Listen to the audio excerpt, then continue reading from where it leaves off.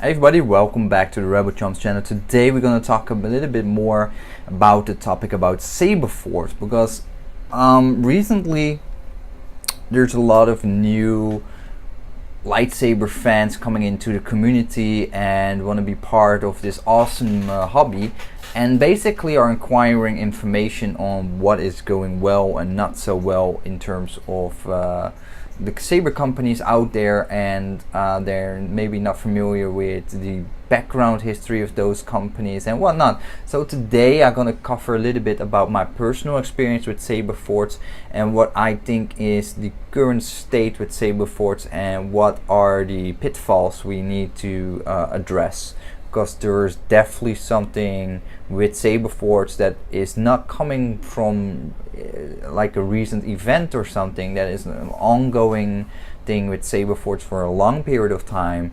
There is a lot of voice in the community about Saberforge, and in particular about the owner Phil Isherwood.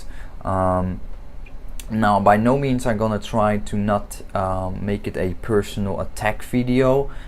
This is something that I leave mostly out of the conversation. I'm going to more focus on Saberforge itself. But let me start a little bit with my history. I'm going to write up here, so I'm going to take a look. So at the moment there's a really strong Xbox versus PlayStation type of struggle going on between the saber companies. You have a very strong hatred between Alto Sabers, Saberforge and Vader's Vault. Saberforge and Alto Sabers being on the same level in terms of accessibility and their ranges of their products in terms of budgeting, etc., and quality. But it's becoming more and more evident that the saber companies out there are playing a game where they leverage their followers, their loyal customers, to do their dirty job by having these struggles, which I think is absolutely wrong, and it's really hampering the community from growing, and it really leads to this very unpleasant situation we have now where there's so much hatred going on. So for one of these issues going first and foremost, I want to do this plug, is the Lightsabers Club. You go search it on Facebook, join that group. That is a hate-free group, so it doesn't matter if you're a Kyberlight fan, Saberforge fan, or Ultra Sabers fan. It doesn't matter from what brand. Basically, we're not gonna invest time, and we have very good moderation to make sure that nobody can get the time to invest in trying to troll people and basically belittle them for their choices, because for most it's important that in the end you choose what you want. So if you want to buy Saberforge sabers and you love them, that is your choice, right? But what I'm gonna do with this video is telling my personal experiences, latching into the real truth about Saberforge video that I made a while ago. And this one will be telling more what is my current situation about Saberforge, what I do feel now about them after having owned an X amount of sabers from them. I really can make a clear picture about what are the experiences that I had with that company, and you can see all those experiences back in my videos, in my unboxing videos, in my full reviews. I always cover every aspect of said sabers and whatnot, so it really shows a good clear indication what are the ratios of fail versus success ratios for the saber products that I receive from them and whatnot. So I got this sheet here, so let me go first of all. So before I delve in what I personally have experienced with them, I delve a little bit into Saberforge. So Saberforge has a distinct philosophy that's different from Alto Sabers, Vader's Vault, which I go into deeper in other videos. But Saberforge is basically very focused on aesthetics, bringing out a lot of different saber designs that come often in the era of the Old Republic-esque type of frame. The designs are very beautiful, very gorgeous looking designs, as Jordan Mall always say. That is their philosophy. They're going for it to have the brightest sabers on the market, and all sabers are dual ready.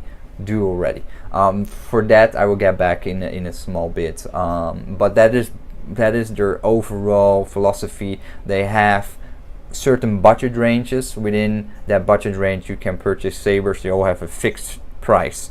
So you have your Shoto class, which is a $65 empty hilt range, and then you can upgrade it to warrior tier, champion tier, and hero tier, of course. Then you have your apprentice line, which is a $75 start price for an empty hilt, and you have your elite sabers, which is starting at $150 ranging up to $200 depending on the design of the hilt, for just the empty hilt, of course. I believe it can range up to $300 with including of those cross guards and crystal reveal sabers. So that is more or less, that is Saberforge as the philosophy, what they bring to their customers. Now, my history with Saberforge is as follows. So I have a personal history with Phil Isherwood, who is the owner of Saberforge. I had personal conversations with him on Facebook, going back and forth. So I have some gauge of how he is as a personality, and how I perceived him during our conversations. The result was that he blocked me from his personal Facebook without any warnings. But one day I was talking to him, I wanted to add something else, and I found out I was blocked by him. So that gave me a good indication, together with the fact that he promised some stuff to me and he backed out of it later on with not really even an excuse. He just said something and that was it. So I felt really disappointed that he just crawled back out of his initial agreements and consent that he did, and then later he just made up his mind on the go, and that really felt like, okay, this personality is really interesting, because he says things that he doesn't mean, and he just go with the flow and talk with you, and then suddenly he changes his mind and then he blocks you for his own convenience. So I was really disappointed by the way how he treated that whole situation. So that is my personal view on Phil Isherwood. There are currently some tweets on the bigger Facebook groups about him personally, and there are well over 400 comments of individual people about him that have personal experiences with him, and they're all negative. So in the saber industry, Phil Isherwood is having a reputation, but it's definitely not a positive one. It's actually very negative, and I'm very peculiar about how this kind of person can still prevail in this kind of niche business, where you would expect you need to make a lot of connectivity and try to be out there and have a love for this community and this hobby, because if you don't have it, it's really hard to represent your company that's making these kind of fantasy products. So but that's my 2 cents about him. This is not a video about him, it's about Saberforge, so I want to keep focus on that, keep it separate. But yes, it's true, the stuff that you read about Phil are true. I experienced it myself personally, and that is just not out of the air. This is not hot air. This is not somebody sucked it out of his thumb and just do the hating. It's just genuinely his personality is like that. So if you experience something with him, or you see or hear something about him, you can understand where smoke is fire. There's definitely something wrong, and people have a core of truth in what they say about him. Let's go to the Saberforge Facebook group. There's this custom lightsaber Facebook group from Saberforge. They manage it.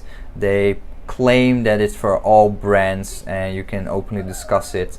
But as soon as you have minimalized criticism about a Saberforge products, they will actually ban you.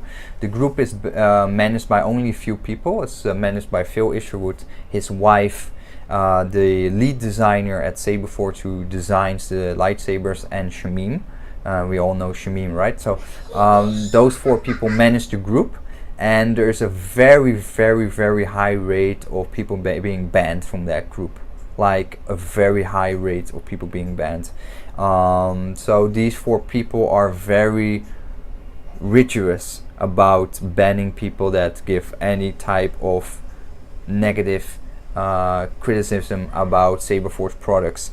So if you see very gloating positive reviews on YouTube about Saberforge sabers from said people, you also can understand that said people have kind of benefits from Saberforge, like free sabers, free whatever. So they will be very positive advertising Saberforge and put them in the spotlight.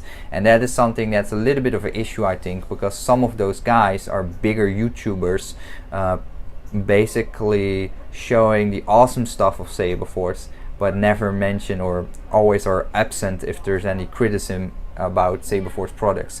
And I think if you are one of the spokesmen within this hobby and being seen as one of the leading people in the community of custom sabers, and especially on YouTube, which is a big thing for a lot of people to watch the videos, I think that is a issue. I think you affiliate yourself with a company in the benefits for yourself for getting free stuff and whatnot, and that gives a skewed feel about the products and the feature or potential clients of said products, and that way also the products will never actually increase in quality, because people just buy it and take the words of these awesome, great custom saber installers and whatnot that are on the YouTube.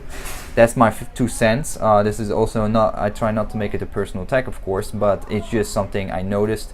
Saberforge has a hand to really give benefits to saber installers. There's a few out there now that get free stuff from Saberforge, so they openly advertise Saberforge as good sabers and whatnot, and they can provide you the installation, which I do say go for it if those companies or those individuals do provide very good custom saber installations. But if they always gloat Saberforge, that's no, I hope you now understand that it comes from a certain area where they get free stuff, etc. So but nonetheless, fantastic guys individually. They do fantastic custom saber installations and whatnot, but yeah, they're being associated with Saberforge because they get benefits. So that is my 2 cents again. The fact that I don't get anything as a benefit from Saberforge, that also allows me just to say whatever I want. Plus my personality is also more like, if something is wrong, I'd rather say it so said company can actually make improvements where possible. So you as a viewer and myself get the better hand by actually getting the good products that we are paying for, because this is an expensive hobby. We're not talking about $50. We're talking about, let's say, Saberforge Elite sabers that are in the 150, 200, 300 US dollar for an empty hilt, and ranging from $400 to $600 for a fully installed Saberforge saber installation. That is something that is of my concern, because there's just too much YouTube material out there that only shows the positive sides, and especially from the bigger YouTubers with the larger followers that make more let's say unboxing and review videos of Saberforge sabers. Those are associated with Saberforge because they're either moderating the Saberforge forum or the Saberforge Facebook group, and they basically enjoying certain benefits, and that's why they always give you the positive view of Saberforge. Well, when I received the products and so many others, they receive faulty or products with issues basically, and that is something that is a very skewed view of what Saberforge is. The actual practical feedback versus the fantastic feedback from those few YouTubers and whatnot that always put things in the spotlight for their own benefit. So that is something I would say, be mindful of that. So when you watch videos and reviews and you want to get the opinion from that video or reviewer, you need to take it a little bit with a salt of grain and take a look at a few reviewers and pick out the ones that you like, and make sure that you look at them like myself. Take a look at how much they go into the material, what they actually do they show the pro and cons, because you're going to spend a lot of money on it. You don't want to get disappointed.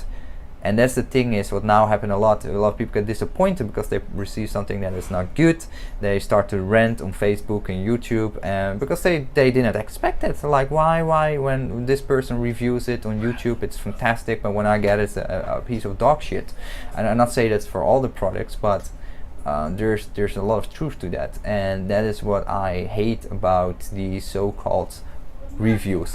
My experience with Saberforge was that I've been banned from the Facebook group by those moderators that I mentioned earlier, at least two times. I've been re-added for a third time now by Phil Isherwood. I'm not been banned yet, but I'm mindful of what I post there because it's a heavily moderated forum. So I just don't gonna get my banned for such reason again. Maybe after they see this video they will ban me again. I don't know. It's a little bit out of my control because they really want to silence any critics in that case then, and that will be a horrible thing to do as a company. Also I had some negative personal feedback or experience with one of the moderators who's moderating both the Ultra Sabers forum and the Saberforge forum. He's also one of the YouTubers on YouTube, and he makes a lot of reviews on Saberforge sabers and Ultra sabers, and he called me out for not being very nice about Ultra Sabers on the Ultra Sabers forum. But that is the whole point. What I'm trying to make is because these guys, they get free shit from Saberforge and Ultra Sabers for being a moderator there and to actively promote those companies in bringing these positive reviews. I would say City of Sabers, for example, you might know him, might be a fantastic guy, but he called me out on that, and I felt like, wow, I don't even know you, and you call me out on Ultra Sabers forum for giving my own opinion. So I thought that from the start and get-go, I don't care what he thinks about. I think he was an asshole for doing that, and I stay with that. But yeah, these guys, like himself, make very positive reviews because they get free shit and whatnot. So I leave it up to you guys. I mean, I'm not gonna start a flame war here. I'm just telling what I think, and I'm not getting anything out of this. Like, there's no Saber company backing me up to say all this stuff or whatnot. This is just because I spend my own money and invest it in these sabers because I love lightsabers in the end. But it's just there's things wrong with Saberforge that has to be brought up, and I leave also your opinion up there because you might have very different view and experience with them.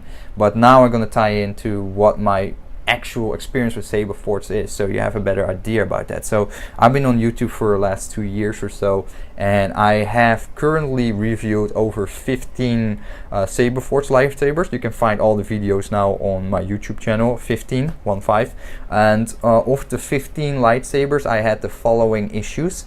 I had one Saberforge Arbiter that I ordered in weathered condition. I received it in a brown goldish weathered condition, so I received the wrong color scheme for that hilt. That was a minor issue, but it's a recurrent trend because a lot of times I notice that I get either a wrong color schemed item, like a part or an entire saber, than from what I originally ordered, or the wrong length of blades, and that happens a lot of times actually with my saber. So let me get back to that. So the biggest issue you might know was my Saberforge Bane issues with the massive gap, wrong color scheme, very sharp shank on the front. It looks nice as a design, but even on the new Saberforge Bane, the version 3, you have that like a prison shank on there. You don't want to give your Saberforge Bane to small kids or whatnot, because that shank is an actual shank, guys. It's super sharp. I don't think it has a place on lightsabers that are used for cosplay and whatnot, because that is the whole reason people get banned from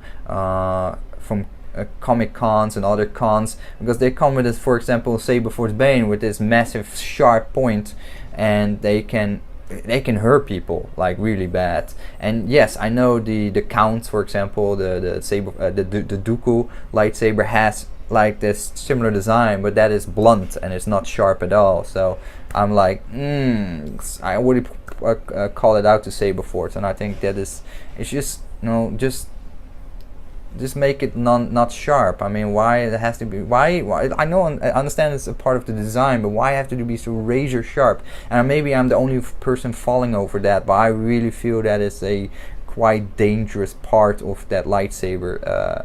Also, it's the lightsaber is constructed in casted halves in alloy, so they fit it together from side to side, and that causes the massive gap because the sides are not felt to align properly on the two different halves. So both the Saberforge Banes that I owned had this massive gap on the body.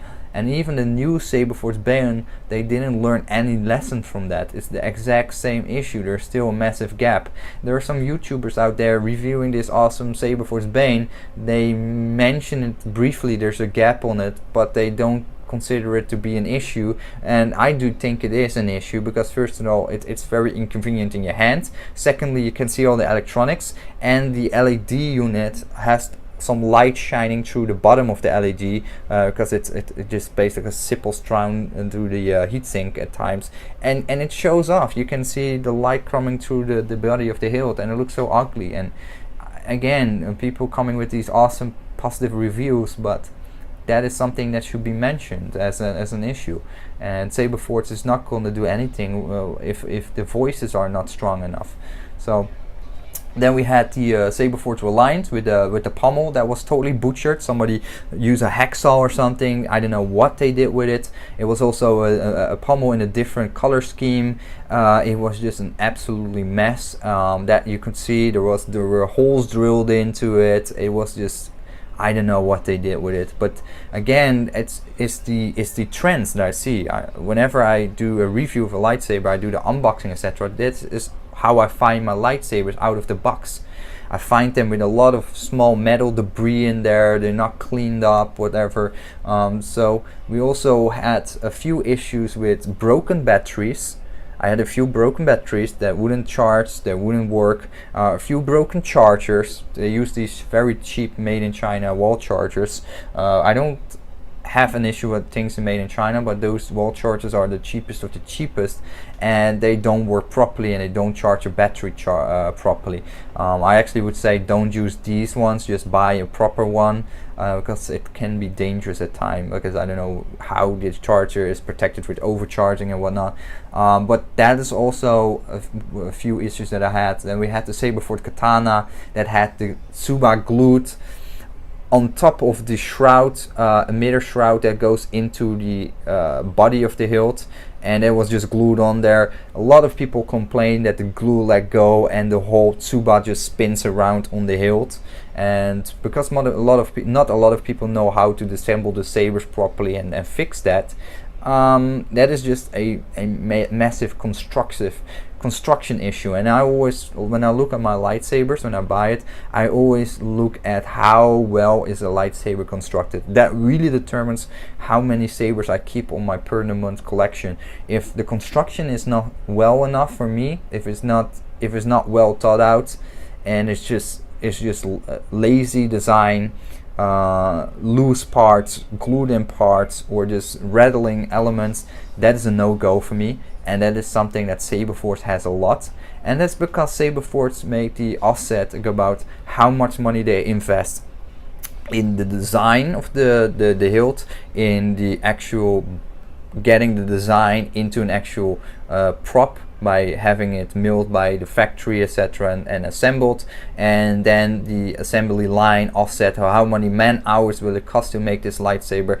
how fast they can churn out the lightsaber, because they also need to make care of how many sabers they can push through and sell. Of course, if a saber takes 3 months to make, and it costs $300, then they might not do it because they have a very tight set budget of $150, in which that $150 range for an empty hilt elite saber, I'm talking here, there's also a margin that needs to be profit, so staff can be paid, insurance can be paid, and everything, and machining and whatnot. So there's a lot of balance being made by Saberforge, how much they invest in this saber here or there, but it's always often coming out negatively, and it's mostly noticeable in the elite saber range, which has, I would say, most issues of all the hilt.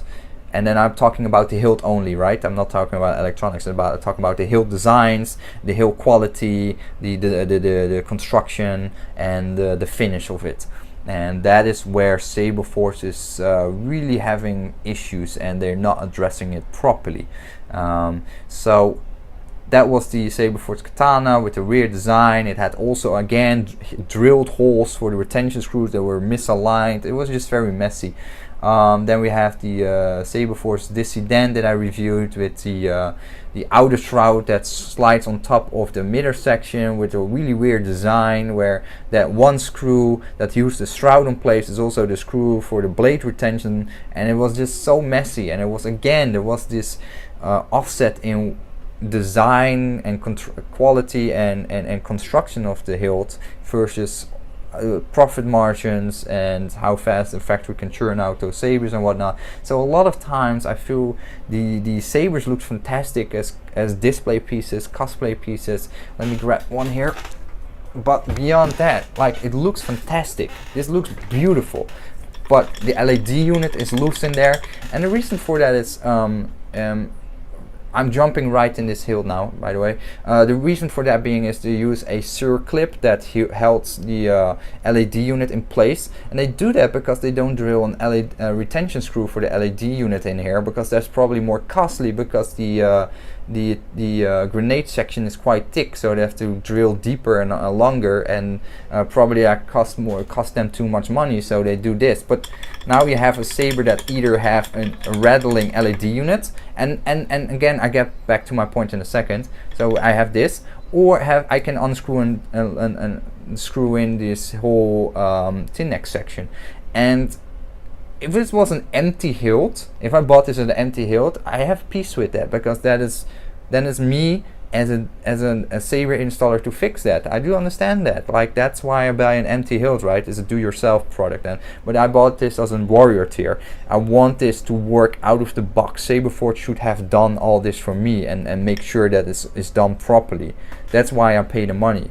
Pommel as well, wrong color scheme. Why they don't check it? You're sending out a saber, right? Just check, does this match the rest of the color scheme for that particular hilt that has been ordered? If not, and there's no pommel in store, don't send it out. Don't send it out. Or send it out and say, hey, we're gonna do a back order for your pommel cap. We're gonna send you the weathered one later on.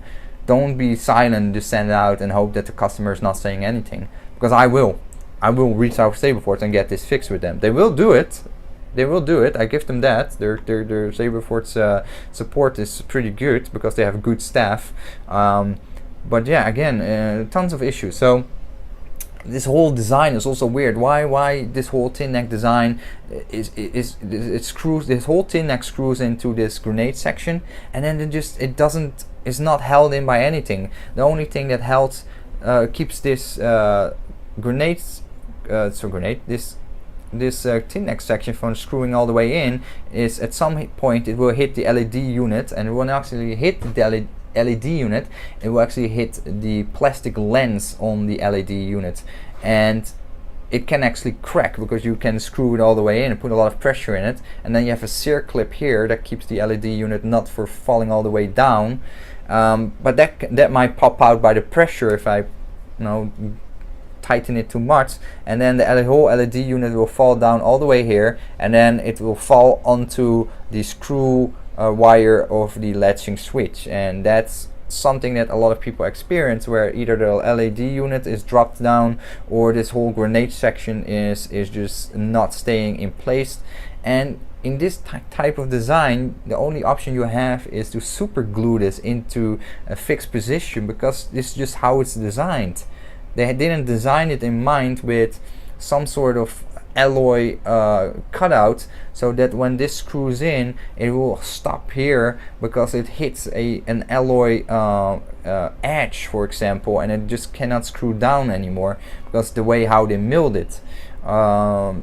It's also the finish of it. It's so shaky, and this is a product that costs well over $200 for just a simple stunt setup with light. I'm just charging the battery, but I mean, how is that justifiable? How can this be okay? This cannot be okay. And unfortunately, you would say, oh, maybe it's a lemon, right? I mentioned that in my last video. It's not a lemon. I have over 15 lightsabers reviewed from Saberforge, and out of the 15, I had 9 with issues. I also had the issue with the Saberforge Acolyte Sabercore board. There was a Sabercore Viridian soundboard, which I'm not gonna get too much in that can of worms, but the Saberforge electronics, and then I'm talking about the Sabercore 2.0 soundboard, was absolutely horrible. I cannot say much about the 3.0 yet. I do a full review on that very soon. But about the Saberforge 2.0 soundboard, that was a big issue. I sold that lightsaber to somebody, and that was after a very short period of I owned it, and that person actually had an issue. He got it fixed with Saberforge, as a good friend of mine from Saber Sentry. If you're looking, there was a nice puck for you, I mean, that is an issue, right? You can also see the videos where I displaying the popping sounds from the Sabercore on my Acolyte. It's again issues. And then we had 2 more issues. We had the Saberforge Bastion, beautiful one-piece hill design, but it was a cheese grater. The CNC milling really got all the meat off my hands because it's so sharp on those smaller edges. It was absolutely very unpleasant to hold that saber. And then of course the most recent purchase is the Exalted, with having issues. So that leaves 9 out of 15 sabers with some sort of issues, and that means that only 6 sabers from Saberforge came straight out the box in a proper way to me, and that were mainly the empty hills that I ordered, and that's quite embarrassing to say. So yeah, it's really disappointed, and that also shows a track record in what you can expect when you order it from Saberforge. Like, I just get it randomly from either the Saberforge websites at times it's from Etsy, but it's randomly, and you can see the fill rate, the issue rates that I experienced out of those 15 Saberforge sabers. Give some significance information about what you can expect as a buyer from Saberforge. It's a really miss and hit in this case.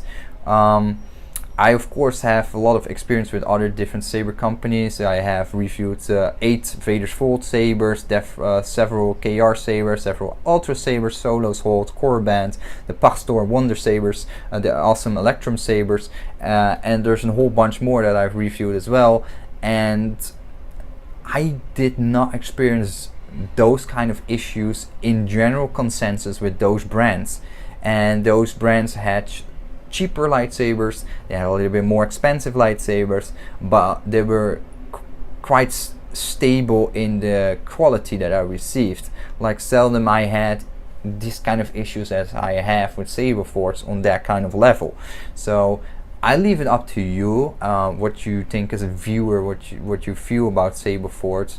But I would say, in this point of time, I have done well over 50 custom saber reviews by now. You can find them on my channel again.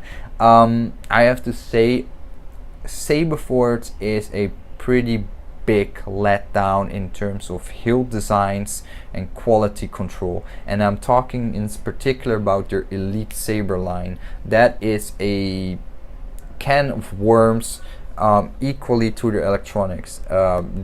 if you find a good saber installer, they can make this saber awesome. A Shamim, an RVG, sabers, and Jordan Mole, they can make this saber come out to the next level. But you need to make sure you find a good saber installer. Saberforge cannot deliver that. Saberforge does not deliver an out-of-the-box positive experience all the time. In most cases, I had negative experience with them. But what is the positive sides to this? Because I don't want to only make it a rant. The hilt designs are beautiful. It's my cup of tea. I love the kind of designs they have. The reminiscences of the old Republic style sabers. The weathering I personally don't have any issues with the weathering. A lot of people don't like this type of weathering, but it doesn't bother me. I mean, I think you could be able to dismiss me at this point because I have the experience with different saber manufacturers. So it's really my based opinion about the aesthetics. If it comes down to the hilt designs, as I said, the Elite line, that is the most spotty line they have. The Apprentice line, Shoto line, fantastic. Also the older Saberforge one hilt piece sabers are fantastic. So very soon I have a Saberforge Gladius version 1 coming to me, which is already a depreciated saber, which is fantastic. A lot of people praise that saber. It's sought after, people love it, and that is a saber that I want to put in my collection and just enjoy, because that is definitely a design that comes directly out Star Wars: The Old Republic, the MMO which I love to play.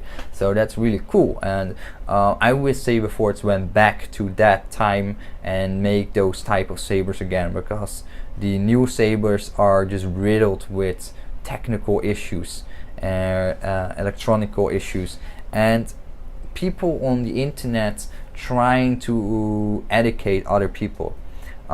It's sometimes it often gets very heated because not everybody wants to listen from the get-go. Now, I'm not here telling you to not buying any Saberforge sabers. If you love them and you're okay with the issues that you can experience, and maybe you don't, that's fine. I mean, it's your opinion. I just try to educate new viewers or existing viewers with my views, where I'm telling that I personally don't feel the Elite Saber line from Saberforge is worth to invest in, because the fill rate and the way how they're constructed, etc., I feel you need to be very specific with the type of need you have for the sabers. Now, for me, this particular hilt is a Shelf Queen cosplay piece.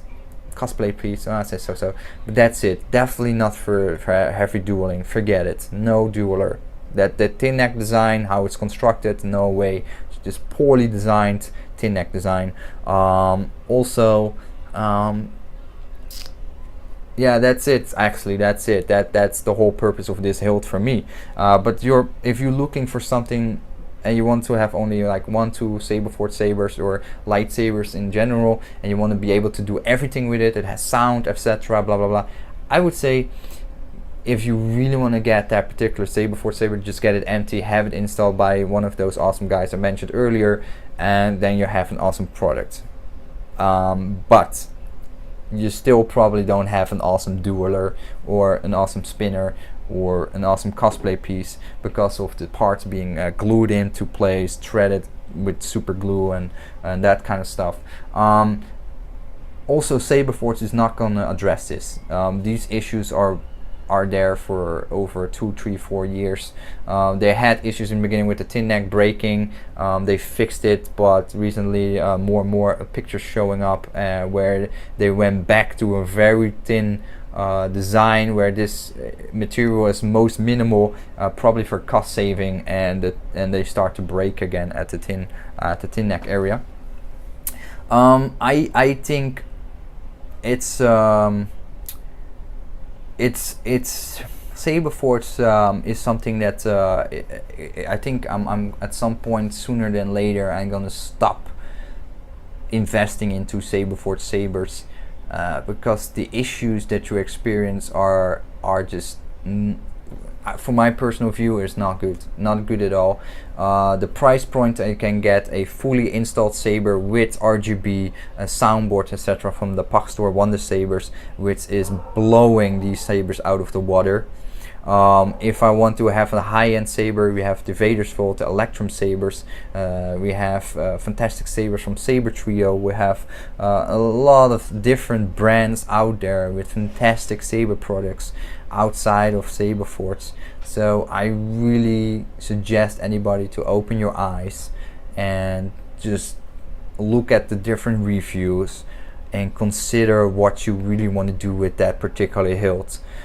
If you want to have an all-in-one saber for heavy dueling, spinning, full experience with soundboards, flash and clash, the opportunity to change the sound fonts, etc., then you have other companies to look at. Don't look at Saberforge, because I really think it's not worth it to keep investing money in Saberforge, but as long as they keep making in this way with all these issues.